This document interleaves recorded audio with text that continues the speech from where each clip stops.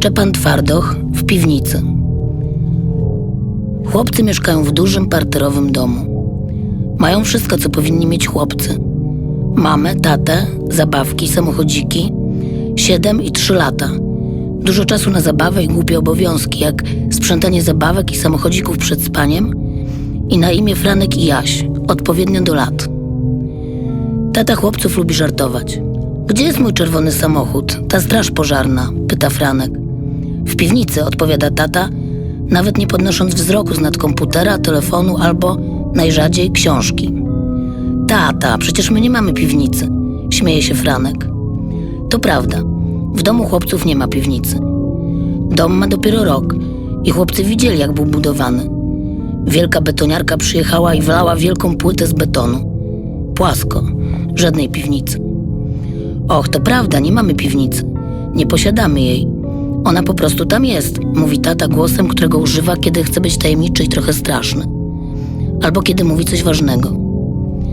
Franek nie pyta dalej. Wie już, że tato nie ma pojęcia, gdzie jest czerwony samochodzik. Tata nigdy nie ma o niczym pojęcia. Trzeba było zapytać mamę. Mama wie wszystko, co ważne. Samochodzik i tak się znajdzie, prędzej czy później. Samochodziki zawsze się znajdują, o ile nie pożre ich lew, który podąża za Jasiem. Tak przynajmniej twierdzi Jaś, że podąża za nim lew. Franek nigdy go nie widział, ale jest już na tyle duży, aby wiedzieć, że istnieje wiele rzeczy, których nie widać, a już na pewno nie widać ich na pierwszy rzut oka. I wie, że za Jasiem podąża lew, którego nie widać. A lew ryczący krąży i patrzy, kogo by pożreć. Mówi czasem tato, kiedy Jaś pokazuje, gdzie lew jest. Lew zły? Nie, odpowiada ze złością Jaś. Ale tata wie swoje, tata zawsze wie swoje. Tata wie swoje, mama wie to, co ważne, a Jaś wie, kim naprawdę jest lew. Franek, zasypiając, zastanawia się, czy piwnica jest, czy jej nie ma. Żarty taty są zwykle o tym, czego nie ma, ale czasem tato w dziwny sposób mówi o tym, co w dziwny sposób jest. Franek budzi się w nocy. Nasłuchuje. Franek wie, jak nasłuchiwać. Cisza. Wszyscy śpią. Wszyscy. Franek uważa, że będzie dobrze poszukać czerwonego samochodziku, kiedy wszyscy śpią. Kiedy ludzie nie śpią, to swoim niespaniem zasłaniają rzeczy. Franek wychodzi z łóżka, schodzi po drabince i staje na puchatej, miękkiej wykładzinie. Wychodzi na korytarz. W prawo, drzwi do łazienki. Otwiera. Tam, gdzie była łazienka, są schody. W dół, betonowe. Franek waha się, lecz po chwili tego wahania schodzi. Schodzi, ponieważ nigdy tam nie był. Jest boso. Stopami czuje na schodach chropowatą fakturę, jakby szedł po zimnych deskach. Schody się kończą, długi korytarz. Drzwi stalowe po obu stronach. 1., 2., 3. i 4., 5. i 6. i koniec korytarza. Franek kładzie rękę na klamce ostatnich drzwi po lewej. Jest gorąca. Chciałby zobaczyć, co jest za drzwiami, ale się boi, nie otwiera. Wraca na górę, do swojego pokoju. Idzie spać i śni mu się betonowa piwnica pod domem. Mamy piwnicę, tata miał rację, mówi przy śniadaniu. Jak to? Pyta mama. Byłem tam w nocy, bardzo się bałem, odpowiada Franek. Widzisz? Mama zwraca się do taty. Widzisz? Mówiłam, tak się kończą twoje głupie żarty. Chłopak ma koszmary. Tata mówi coś wyraźnie zmartwiony, ale Franek nie słucha. Był rano sprawdzić. W miejscu łazienki jest łazienka, nie schody. Franek jest zdziwiony. To był sen, śniło mi się, myśli. Jednak kolejnej nocy budzi się znowu. Zagląda do pokoju Jasia, do sypialni rodziców. Wszyscy śpią. Otwiera drzwi do łazienki. Schody. Schodzi więc w dół, skoro są schody, ale na ostatnim schodku potyka się. Upada i zdziera kolano i dziurawi spodnie od piżamy. Mama będzie kręcić nosem, myśli. A potem zaraz, nie, przecież to tylko sen. Rano nic nie będzie widać. Wstaje. Za drzwiami słyszy jakiś ruch, jakieś szuranie. Bardzo się boi, bardziej niż wczoraj. Przypomina sobie, to tylko sen. Podchodzi do pierwszych drzwi, naciska klamkę, pcha, ciągnie, jednak drzwi nie ustępują. Zamknięte na klucz. Kolejne tak samo. I kolejne, jednak ostatnie po lewej okazują się być otwarte. Za drzwiami jest pokój, cały z betonu. W pokoju pali się naga żarówka i stoi wąskie, skromne łóżko. Biała pościel. W łóżku ktoś śpi. Franek podchodzi, żeby zobaczyć, kto to. W łóżku śpi Franek. Drugi Franek, taki sam jak Franek. Pierwszy Franek bardzo się boi. Chce się już obudzić, myśli. Szczypie się w udo. Nie budzi się. Dotyka więc ramienia drugiego Franka. Drugi Franek budzi się od razu, nagle, otwiera oczy i krzyczy. Krzyczy tak przerażony, jakby zobaczył potwora.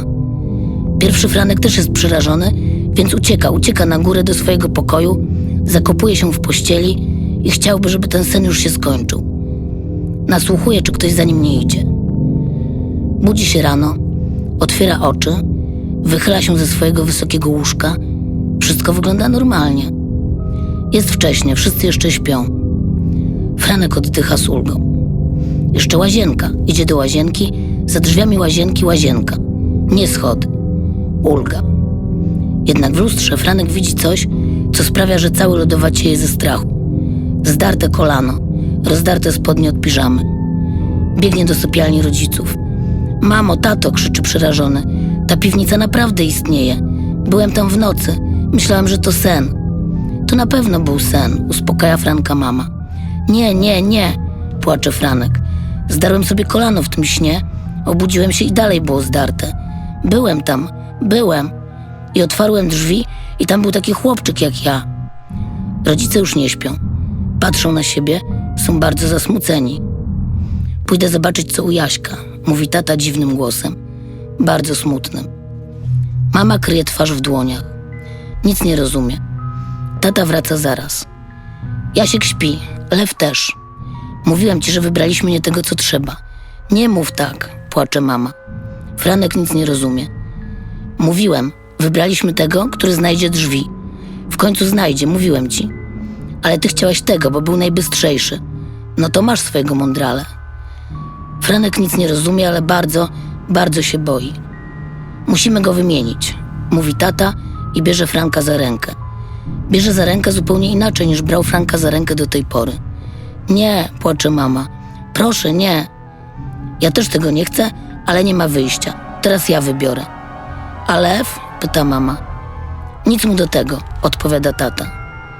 Franek boi się tak bardzo, że czuje, że spodnie od piżamy robią się mokre i ciepłe. Franek płacze. Tata ciągnie go za rękę i idą. Idą do drzwi do łazienki. Tata otwiera je i za drzwiami są schody. Schodzą na dół. Czekaj tutaj. Tata zastanawia się chwilę. Które drzwi były otwarte? Pyta surowym głosem.